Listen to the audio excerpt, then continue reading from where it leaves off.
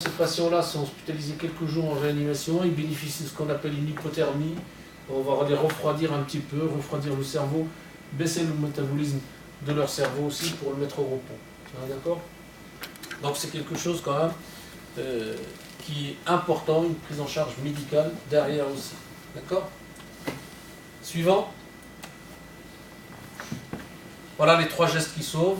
Alerter, comprimer le thorax, utiliser le défibrillateur si on en a à disposition.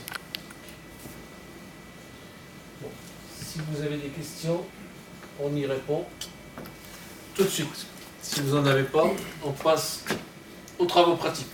Comment se fait la maintenance d'un défibrillateur? Parce qu'aujourd'hui, nous, à Milizac, la mairie se pose la question de savoir s'il est bien installé au bon endroit. Il est dans un boîtier en ferraille, non, madame qui rouille a priori. Oui. Alors, quelle est la... Qu'il est installé où? Il est installé près du clubhouse. À l'extérieur? À l'extérieur, oui. Bon, la maintenance revient à celui qui l'installe. Hein. Donc, ça veut dire que c'est la collectivité qui doit en assurer la maintenance. Ça, c'est la première chose.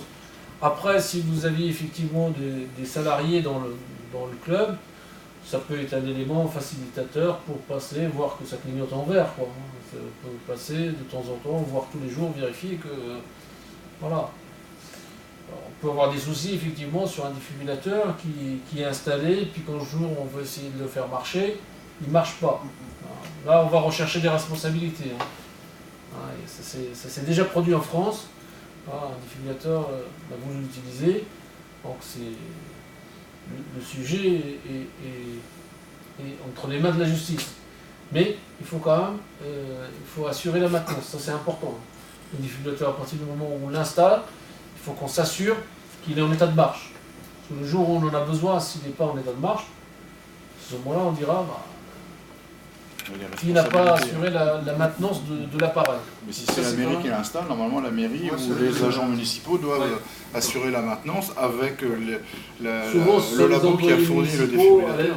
À la discrétion du maire de la commune. Hein. C'est le maire qui décide qui en assure un petit peu la maintenance. Quoi. Je ne sais pas combien vous avez à Milizac d'installer. Non mais à part le complexe de foot. Quoi. Je crois qu'il y en a un à la mairie également. Ouais. Je crois, il y en a un à l'école aussi, je crois, non. Ouais. À la mairie, c'est Soclé? Je ne sais pas où est-ce qu'il est. Ah oui, d'accord. Voilà, c'est ça. Souvent, c'est ce qu'ils ont fait. Hein. Quand ils réfléchissent bien, ils les mettent dans la mairie, ils ferment à 17h pour les 15-20 salariés de la mairie. Quoi. Bon, c'est très bien que dans une mairie, on reçoit du public. Est-ce que c'est pertinent? Je ne sais pas. Enfin, en tout cas, les collectivités territoriales, quand elles nous sollicitent pour l'implantation des défibrillateurs, on essaye de les aider. Alors, on a travaillé avec la ville de Brasse, effectivement, pour l'implantation des défibrillateurs. Ils les ont mis devant les mairies annexes, accessibles H24 au grand public.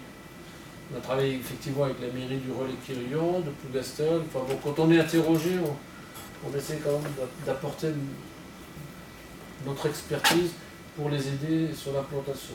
Bon, quand on ne nous sollicite pas, on voit de temps en temps quelques anomalies.